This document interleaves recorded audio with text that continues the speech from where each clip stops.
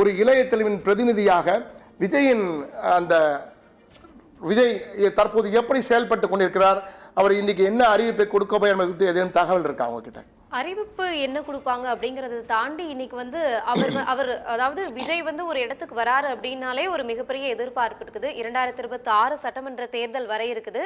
இதுல வந்து அவங்களுடைய அந்த தொண்டர்கள் வந்து எந்த அளவுக்கு மக்களை போய் அணுகணும், அவர்களுடைய ஒவ்வொரு செயலும் மக்களை போய் சென்றடைதா, முதல்ல அவங்க வந்து பூத் கமிட்டில எல்லாம் வந்து அந்த அளவுக்கு ஸ்ட்ராங்கா இருக்காங்களா, அதை வலுப்படுத்துறதுக்கு என்ன செய்யணும், இந்த மாதிரியான வியூகங்கள்லாம் வந்து இன்னைக்கு இந்த பொதுக்குழுல வந்து விவாதிக்கப்படும் அப்படிங்கிற ஒரு எதிர்பார்ப்பு இருக்குது. பொதுக்குழு அல்ல, நடப்பது 2ஆம் ஆண்டு விழா. மிக தெளிவாக சொல்லி 2ஆம் ஆண்டு விழா.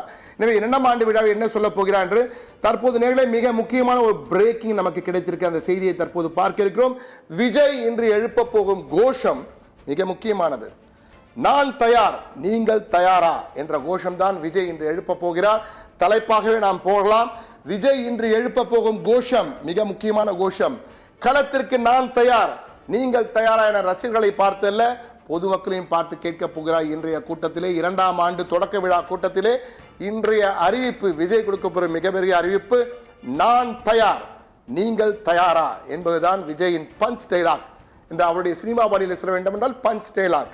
அவர் கொடுக்க போகின்ற பஞ்ச் டைலாக், நான் தயார், நீங்கள் தயாரா. ஜனநாயகனின் புதிய பஞ்ச் டைலாக், நான் தயார், நீங்கள் தயாரா என்பதுதான். எனவே அந்த அறிவிப்பு என்ன ஆகப் போகிறது, என்ன கொடுக்க போகிறார் என்பது மட்டுமல்ல, பல முக்கியமான விடயங்கள் குறித்தும் அவர் பேசியிருக்கிறார். ஏற்கனவே நான் கூறியது போல விஜய், விஜய் 3 எழுத்து.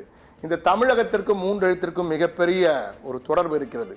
தமிழகத்திலே வெற்றி பெற்று பல ஆண்டுகளாக ஆட்சி நடத்திய திமுக 3 எழுத்து, மிகப்பெரிய வெற்றியாளராக அறியப்பட்ட எம்ஜிஆர் 3 எழுத்து. எனவே இந்த 3 எழுத்து என்பது 3 எழுத்திலே மூச்சிருக்கும் என்று பாடலெல்லாம் வந்திருக்கிறது, நீங்கள் அறிந்ததுதான். எனவே இந்த 3 எழுத்து மிக முக்கியம்.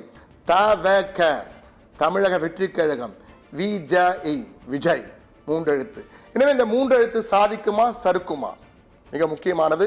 இன்றைய கூட்டத்திலே அவர் அறிவிக்க போகும் முடிவுகள், அறிவிக்க போகும் திட்டங்கள், அறிவிக்க போவது என்ன என்பது எதிர்பார்ப்பை பன்மடங்கு கூட்டி இருக்கிறது. ஆனால் இந்த 3 எழுத்து மந்திரத்தின் கீழ் விஜயம் இருக்கிறார். எனவே இது வெற்றி பெறுகின்ற ஒரு சாதிக்கும் 3 எழுத்தா, சறுக்க போகும் 3 எழுத்தா என்பதை நாம் பார்க்க வேண்டியிருக்கிறது. தற்போது தொண்டர்கள் அந்த பாசனை காண்பித்து இருந்தால்தான் உள்ளே அனுப்பப்படுகிறார்கள். அந்த நேரலை காட்சிகள் நமக்கு வந்து கொண்டிருக்கின்றன. 3000 பேருக்கு தான் அழைப்பு, ஆனால் பலரும் அங்கே வந்திருக்கார்கள். யூனிஃபார்மில் வந்திருப்பது போன்ற ஒரு காட்சி, வெள்ளை. அதே போன்று இந்த செண்டை மேளம், இது சமீப காலமாக கேரளத்தை சேர்ந்த இந்த இசை வாத்தியம், அந்த இசை வாத்தியங்கள் எல்லாம் தற்போது தமிழகத்திற்கு ஆனது போல் ஆகிவிட்டது. Love for TVK for TN என்ற வகையிலே புகைப்படங்கள் செல்ஃபி எடுப்பதற்காக ஒரு இடம் வைத்திருக்கிறார்கள், புகைப்படம் எடுப்பதற்காக. தற்போது விஜய் வந்து கொண்டிருக்கிறார். அந்த காட்சிகள், நேரலை காட்சிகள் நமக்கு வந்து கொண்டிருக்கின்றன. விஜய் வழக்கம் போல ஒரு சாதாரண காரில் தான் வந்து கொண்டிருக்கிறார். என்றால் விஜய் ஒரு புதிய ஒரு மாற்றத்தை ஏற்படுத்தினார்.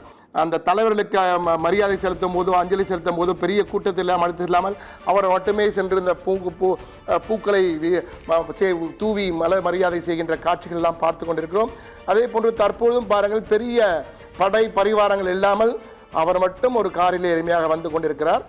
முதலில் கெஸ்ட் ஹவுஸ்க்கு செல்கிறார். அங்கு சென்று ஓய்வெடுத்து விட்டு பிறகு கூட்ட அரங்கிற்கு வர இருக்கிறார் என்று நினைக்கிறேன். தற்போது அந்த காட்சிகளை தான் பார்த்து கொண்டிருக்கோம்.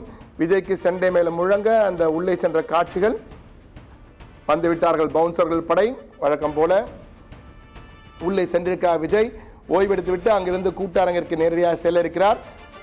முக்கிய நிர்வாகிகளுக்கு உற்சாக வரவேற்பு கொடுக்கப்படுகிறது. முக்கிய நிர்வாகிகள் என்பது அறிமுகமான 2-3 நிர்வாகிகள் தான். ஒருவர் விஜய், மற்றொருவர் புஷி ஆனந்த். என்றால் விஜயுடன் இந்த புஷி ஆனந்த் கிட்டத்தட்ட 3 ஆண்டுகளாக தொடர்ந்து பயணித்துக் கொண்டிருக்கிறார். விஜயை தெரிந்தவர்களை விட புஷி ஆனந்தை தெரிந்தவர்கள் தற்போது அதிகம். என்றால் புஷி ஆனந்த் அனைவரிடம் பேசுகிறாராம்.